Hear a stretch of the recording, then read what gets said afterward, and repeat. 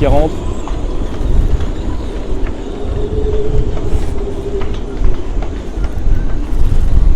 Ah, ici le port de Roscoff, là, le chenal, là, c'est hyper compliqué. Je vais mettre à l'abri. Je disais, c'est hyper compliqué quand... Voilà, on voit bien que ça... Je vais essayer de pas bouger. Je vais poser le trépied, vous allez voir.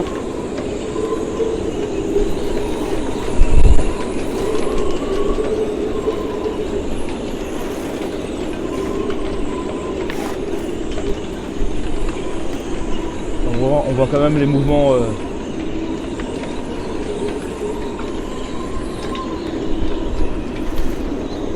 Donc le couloir qui passe dans toute cette partie ici là. Donc nous on est un peu protégés. On est au niveau de la station essence là-bas. Il y a un vrai couloir, alors devant là du coup dans ces cas-là, mais deux courants également. Alors montée et descendante avec gros coefficients, c'est très très compliqué. Et là je vais aller voir le bateau des copains pour voir si tout va bien. Voilà, super Maramu. Et petit Pierre toujours à quatre pattes protégé.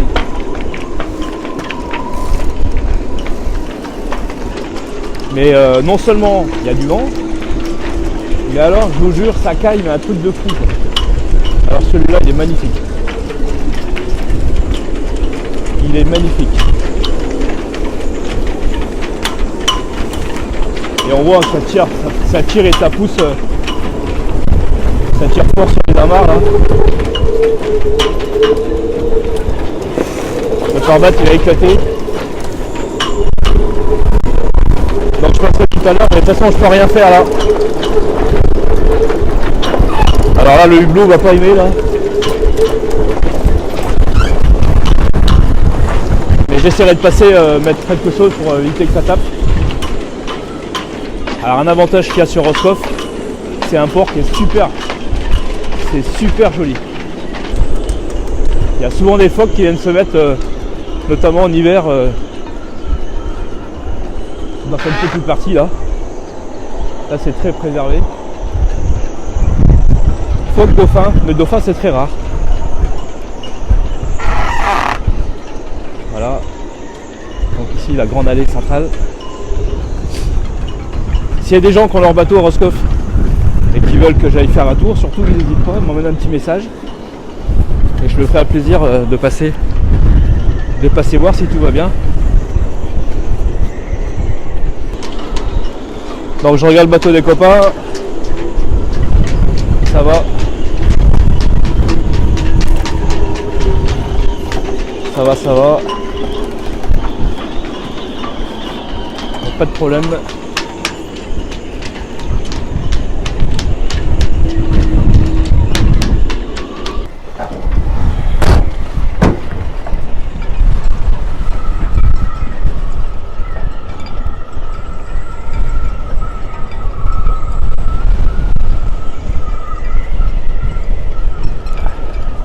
Donc là je suis au bout de l'acheter, je vais poser un peu le trépied et vous allez voir comment ça branle.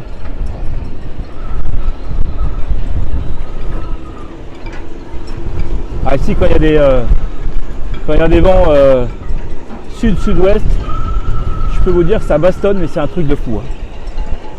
Alors ici on voit, je sais pas si vous verrez bien, je vais essayer de pas bouger, mais on voit la houle qui rentre en... Je peux pas zoomer. Ah si je peux.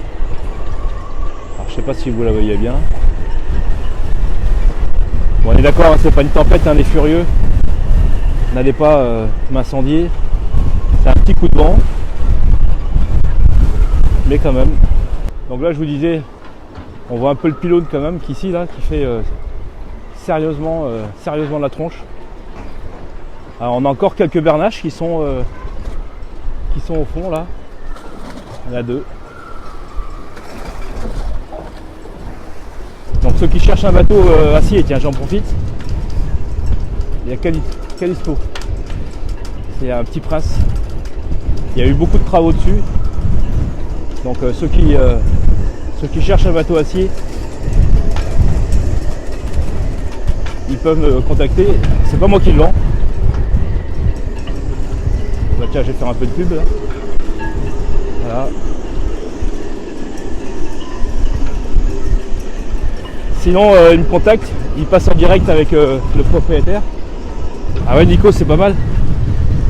Pour rien au monde, on quitterait ça. Enfin, si, on va le quitter, pardon. On va le quitter, on fait tout ce qu'on peut pour, on va dire, préparer Petit Pierre. Alors, Petit Pierre, c'est, vous l'aurez compris, c'est le nom de mon bateau. Alors, la petite histoire de Petit Pierre, c'est que c'est le nom de mon grand-père, Pierrick. C'est le nom de mon grand-père qui s'appelait Pierre. Et Pierre, il faisait 1m45. Et en breton, tout ce qui finit en hic, c'est petit. Et il me semble, c'est ce qu'on m'a dit. Moi, je suis breton, mais je parle pas breton. Je comprends, je baragouine, comme diraient certains. Et donc, Pierrick, ça a été le nom de mes bateaux. Voilà. Parce que Pierrick, on passait notre temps en mer. Et finalement, c'est de cette façon que je garde le lien avec Petit Pierre. Et donc Pierrick, c'est... et du coup je passe comme un sauvage là, et je ne m'arrête même pas. Et donc Pierrick est en préparation. On travaille, on va dire, acharnement, mis à part en ce moment, ça, c'est très tout le monde, pour investir, on va dire, la totalité de nos revenus, nos économies dans la réflexion de Pierrick pour nous barrer, faire le tour du monde, c'est un bien grand mot, mais rencontrer des gens, des cultures, naviguer et certainement un peu profiter de la vie, parce que pour l'instant j'arrive à 50 ans et mis à part à bosser comme un con, je suis pas à plaindre. Je suis pas à plaindre, mais comme dirait l'autre, je connais ma peine. Donc ici, il y a un abonné qui m'avait, un abonné de la chaîne, qui m'avait contacté pour que j'aille voir son bateau. Alors je vais pas vous montrer les bateaux parce que sans l'accord des propriétaires, j'ai pas forcément envie de le faire. Mais ça permet de rassurer quoi, voilà. Moi ça me dérange pas, je mets le ciré s'il pleut et ça permet clairement de les rassurer quoi. Et il me reste l'autre côté à faire. Donc vous voyez, il y a certaines unités plus légères que d'autres. Là ça tire fort. Là il y a un phénomène de ressort qui se met en place. Parce que la garde elle doit être mal placée. Alors je sais pas si c'est bien ou pas bien, mais moi quand on me demande pas, mis à part catastrophe, je touche pas. Parce qu'après, s'il arrive une merde, et ben on va vous dire qu'est-ce que t'as foutu. Donc temps gris sur Roscoff. Hier c'était pareil. Demain il prévoit mieux. J'ai pas fini l'installation de mes panneaux. Il me reste les riselants à mettre. Mais hier du coup je me suis consacré à faire des vidéos. Parce que c'est vrai que ça prend du temps. Enfin pour moi. Hein. Pour moi, parce qu'en fait je fais des vidéos mais après je les stocke et puis faut ressortir comme je suis sur un cloud. On n'a pas un bon réseau, il faut aller rechercher les vidéos, ça prend du temps. Donc là j'ai essayé de trouver une technique hier pour gagner du temps. Ça a l'air pas mal. Mais c'est vrai que on a un gros problème de réseau sur Roscoff. Et surtout en ce moment, je pense que toute la France a un peu ce problème là. C'est tout le monde doit regarder la télé avec internet et compagnie. Les enfants doivent être confinés sur leur jeu, ce qui est normal, hein, les pauvres. Et alors qu'ils pourraient faire autre chose. Et du coup les réseaux s'en retrouvent. Ouais, ça caille, hein. Et j'ai un bonnet. Alors j'ai le bonnet de ma fille, si elle me voit, Maïwen Bernard, si tu me vois, tu vas me mettre de la fessée. Mais il est chaud. Et il n'est pas trop grand, du coup il ne tombe pas sur les yeux comme un gland. Donc il y a des petites accalmies avec des lumières. plutôt pas mal. Bon, le confinement, ça aussi, c'est un truc, je sais pas ce que... Alors, je vais pas demander ce que vous faites parce que c'est compliqué. Certains sont en appart, certains sont... Mais nous qui vivons à bord, là, je regarde pas ce que je fais.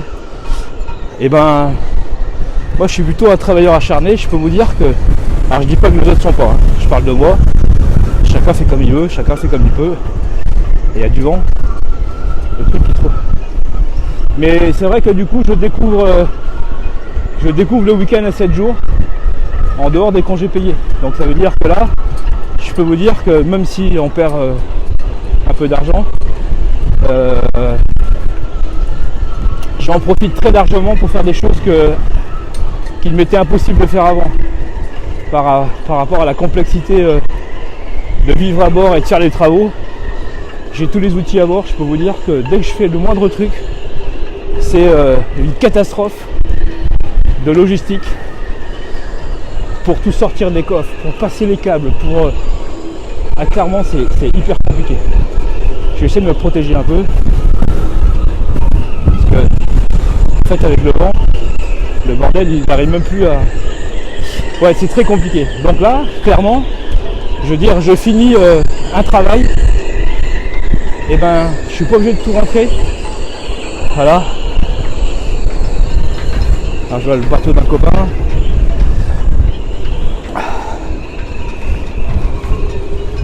C'est parfait. C'est parfait, c'est parfait. Donc Nicolas, si tu regardes, ton bateau va très bien. Mais je t'amènerai tout à l'heure des nouvelles. Ouais, donc du coup, c'est vrai que c'est hyper apaisant de ne pas être obligé d'être dans une logistique hyper pointilleuse pour arriver à faire tout ce qu'il faut faire. Ah, j'espère que vous m'entendez parce que je suis en train de baragouiner et ça se trouve que personne m'entend. Et on entend Nico là?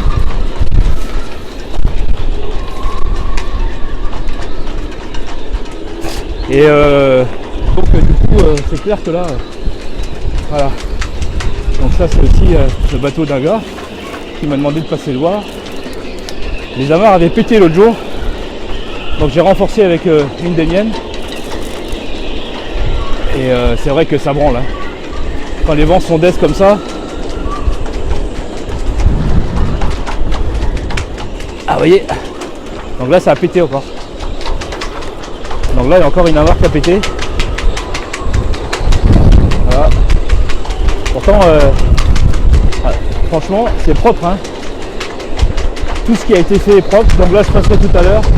Alors le problème c'est là en fait. Il y a du ragage avec ce genre de davier là. Vous voyez là il y a du ragage. Et alors il avait bien mis une protection Yann. Mais par contre, eh ben, regardez bien la protection avec... Ouais, merci Phil. La protection, eh ben, elle s'est barrée. Et là, du coup, forcément qu'avec le ragage qui dure 1 ou 2 jours, et ben là, c'est compliqué. Et les amarres même de très bonne qualité, parce que là, on voit bien qu'il y a le trempeau là. Et ben, regardez, ça finit par péter. Voilà, c'est explosé. Donc vous voyez pourquoi je passe, parce qu'en une nuit il peut y avoir une catastrophe quoi. Après il y a des gens, par contre, c'est pas gentil ce que je veux dire, mais il y a des gens, ils ont de la chatte, ils passent jamais sur leur bateau, les amarres sont pourries, et ben il n'y a jamais rien qui se passe quoi. Il n'y a jamais rien. Et les gens qui sont un peu loin, voilà on en a un tiens. Ah bah là je peux vous dire qu'il y a des nœuds dans les amarres, pourtant ça a tiré du bon, regardez, ça a tiré du bon truc hein. Et ben ça tient. Là-bas c'est pareil. Ah bah lui il a le Carmoc avec lui. Voilà.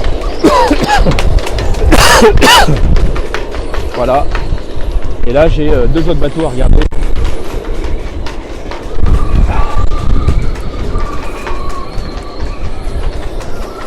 Ah, celui-là il a fait 2 fois le tour du monde.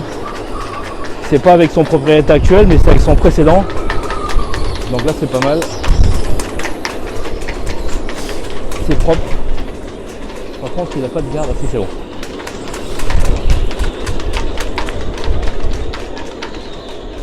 Il y avait un morceau de tuyau, Nico, je te montrerai au retour. Et voilà, et ça c'est une belle unité aussi qui est en fabrication. Alors le chantier était plein, ils l'ont posé là.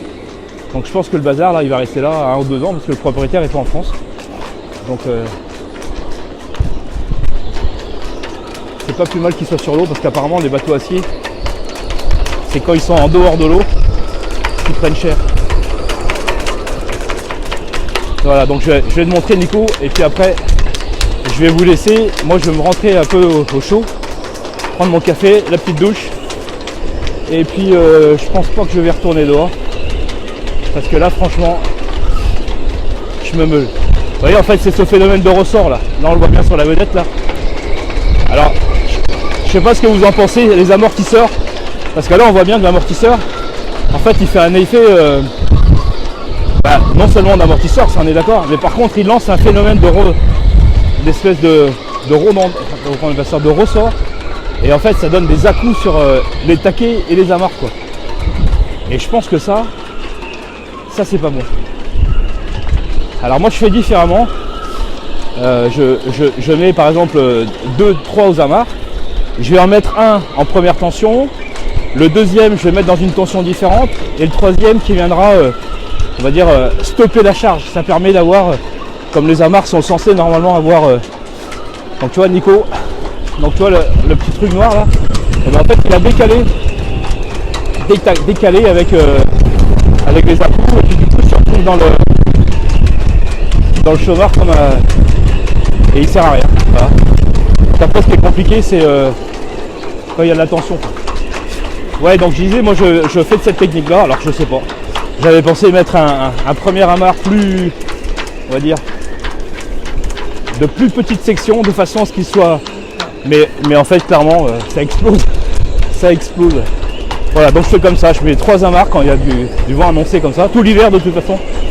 Je les enlève quand on commence à sortir. Et en fait le premier il amortit, le deuxième pareil et le troisième il stoppe tout quoi. Voilà. Donc voilà, bon écoutez les amis, je vous souhaite une bonne journée, un bon confinement. Et puis soyez prudents, faites attention à vous. C'est pas fini, je crois que là, sérieux, ça va arriver.